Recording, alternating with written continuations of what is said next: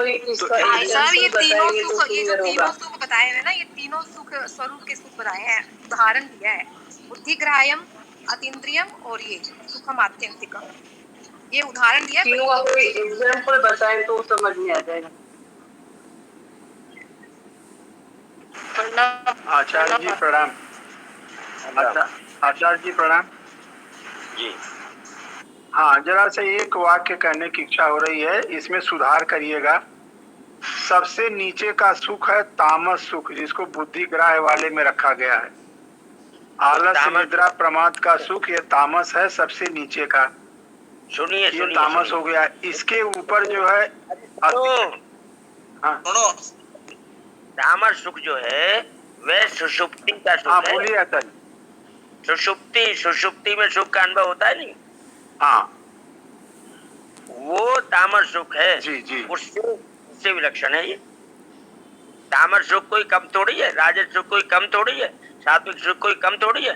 तीनों ही अपने आप में बहुत बड़े बड़े सुख हैं, लेकिन वो इन तीनों से आगे है।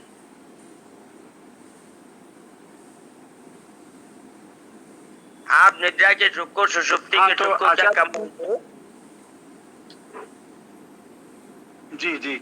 तो मैं आचार्य जी ये क्रम से बता रहा था कि तामस सुख, अतीन्द्रिय सुख, सात्विक सुख, ये तीनों से ऊपर जो है आपका आत्यंतिक सुख है, जो सात्विक से भी ऊपर है, गुणातीत है। इसी को अक्षय सुख भी कह लीजिए और आत्यंतिक सुख कह लीजिए, एकांतिक सुख कह लीजिए, जो कह लीजिए, ये तीनों सब एक ही स्थिति है। जी जी। प्रणाम आचार्य जी। एक जगह आप मोहन भाई जी बोलिए, कोई दिक्कत? ये महाराज श्री ने एक जगह आत्यंतिक बोलिए, आत्यंतिक प्रलय भी तो बताया आचार्य जी। वहाँ पर जिस कृत सृष्टि है उसका प्रलय हो जाता है, ये आत्यंतिक सुख है। आप थोड़ा सा प्रकाश डालिए इसमें। आत्यंतिक प्रलय की बात अभी मत करो, अभी सुख की बात रहने दो। प्रणाम।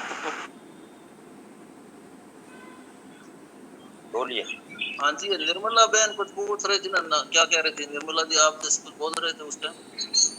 हाँ जी, प्रणाम जी।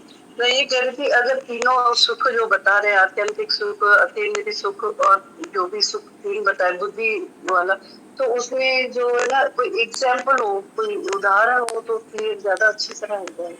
ये उदाहरण बताया तो है, संभाजी का उदाहरण देके बताया, शिवाजी के पुत्र का। अच्छा अच्छा,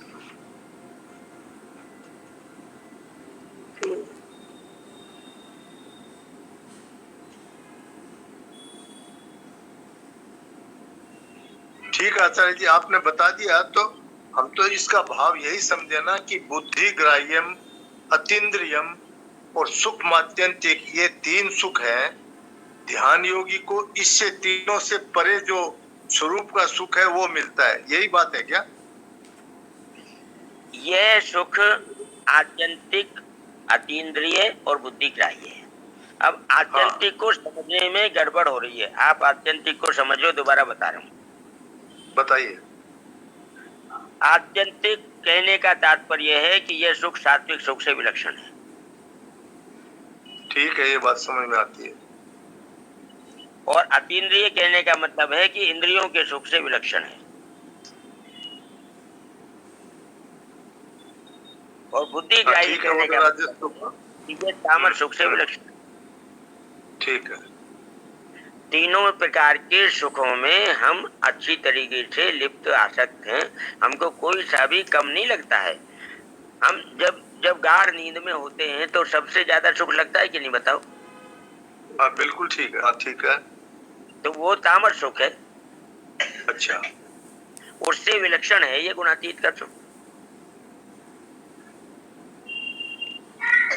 अब उससे आगे चलो, इंद्रियों का सुख। हम नींद के सुख को, जब इंद्रियों का सुख आता है सामने, तो नींद के सुख का त्याग कर देते हैं, उठ के एकदम इंद्रियों के सुखों को भोगने में लग जाते हैं। तो ये अतीन्द्रिय है, इंद्रियों के सुख से भी विलक्षण है। ठीक है। और ये आत्यंतिक है, अर्थात सात्विक सुख से विलक्षण है।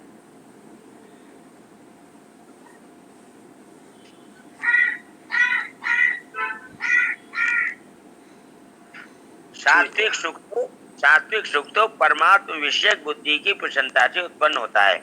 18वें अध्याय का 37वां श्लोक पढ़ के बताओ दीदी।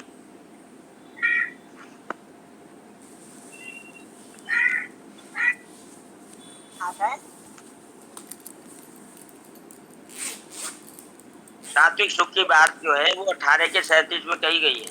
जी जी, यत्तदग्रे विषमिव परिणामे मृतोपमम् तत्सुखं सात्विकं प्रोक्तम आत्मबुद्धि प्रसादजम।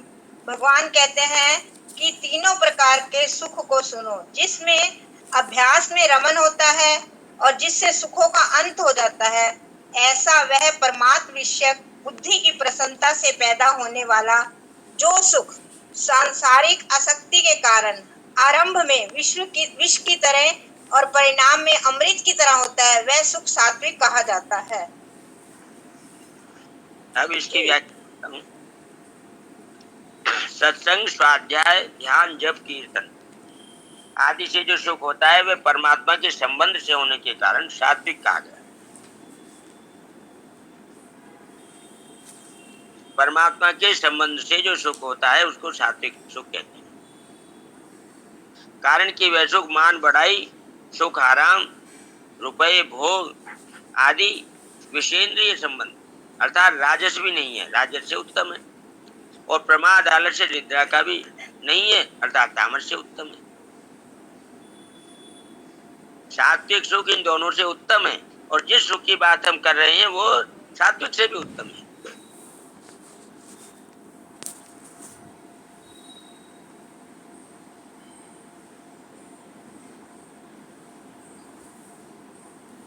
भाई जी बात बनी नहीं? ठीक है, आगे चलिए। तामस सुख और राजस सुख से उत्तम आचार्य जी, ये मैं समझता हूँ मोहन जी कह रहे थे कि ये जो आप बोल रहे हैं कि सात्विक सुख है, परमात्मा के संबंध से ये सुख मिलता है, लेकिन ये आत्यंतिक सुख जो है वो इससे ऊपर है, लेकिन जो स्वयं का सुख है उससे ये नीचे है। आप ये कह रहे हैं? कौन? आप कौन नीचे है? ऐसा कह रहे हैं या ये कुछ और है? कौन नीचे है? दोबारा बोलो, नीचे किससे है? कौन नीचे? जो परमात्मा के संबंध से सुख है वो सात्विक सुख है, और सात्विक सुख से विलक्षण ये आध्यात्मिक सुख है जिसकी बात चल रही है जी। और जो स्वयं से होता है वो इससे भी ऊपर है, यही वो इससे भी विलक्षण है, यही कह रहे हैं आप? अरे नहीं भाई, कैसे गलत समझ। आध्यात्मिक सुख स्वयं का ही सुख है। अच्छा, वो स्वयं का ही है, यही तो मोहन जी भी कह रहे हैं। आप समझाओ क्या कह रहे हैं। नहीं, मैं समझ गया आपकी बात। जो जिस सुख की बात, जिस सुख की चर्चा चल रही है वो स्वयं का ही सुख है, यही है बात। आध्यात्मिक सुख वो सात्विक सुख से विलक्षण है, ये कहा जा रहा है। यही मैं कह रहा हूँ, मैं भी यही कह रहा हूँ। तो आचार्य जो आत्मिक सुख है उस मतलब बाकी सुखों में अटकेंगे नहीं या सुख नहीं लेंगे, जब वो सुख मिलेगा क्या? आत्यंतिक सुख में भी नहीं अटकना है। आत्यंतिक सुख को प्राप्त करने के लिए सात्विक सुख में भी नहीं अटकना है, ये कहा जा रहा है। आचार्य जी, सात्विक, राम राम जी। सात्विक सुख से विलक्षण है आत्यंतिक सुख जी। तो फिर आत्यंतिक सुख से आत्यंतिक सुख तो स्वरूप का ही हुआ ना? स्वरूप का हुआ। हाँ, तो स्वरूप का हुआ तो आत्यंतिक स्वरूप का तो हुआ, और बाकी जो ये आपके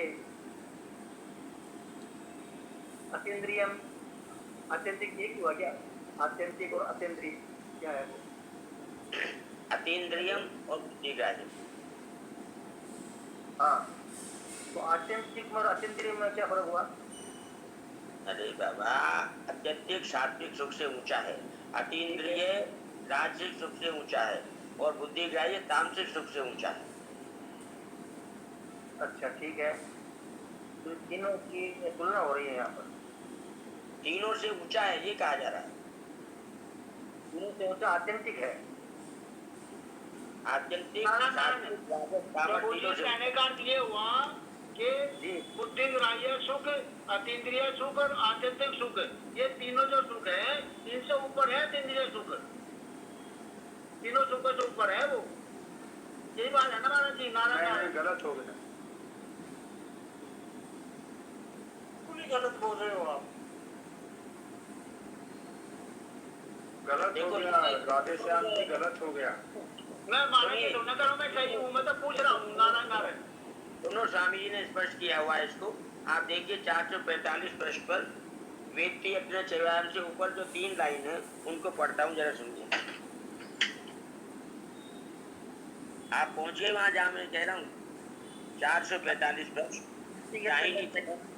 दाहिनी तरफ बुद्धि ग्राह्यम से नीचे और वेत्ति अग्रह चैवायम से ऊपर 3 लाइन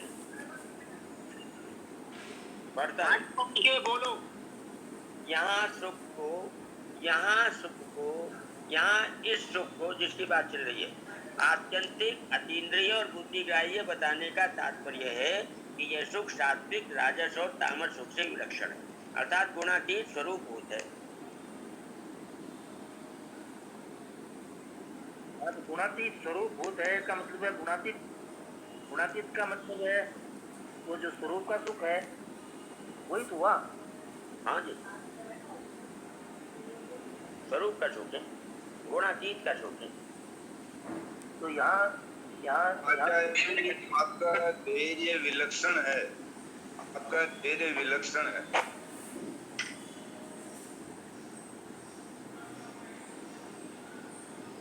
जो सुख आत्यंतिक, अतीन्द्रिय और बुद्धिग्राह्य है उस सुख का जिस अवस्था में अनुभव करता है, आप देखो ना श्लोक क्या कह रहा है।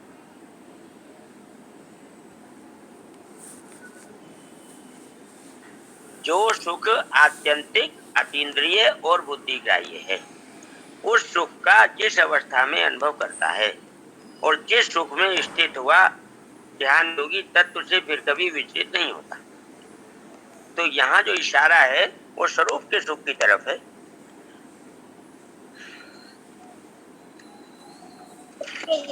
तत्व से विचलित नहीं होता तो तत्व में स्थिति हो गई और तत्व की प्राप्ति होने के बाद तो फिर वही रहता है।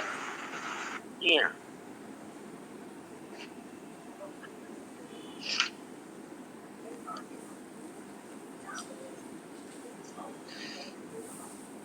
कहाँ तक पढ़ा था हमने? परिशिष्ट भाव पे परिशिष्ट शुरू होना है। परिशिष्ट स्वरूप का अनुभव होने पर ध्यान योगी को उस अविनाशी अखंड सुख की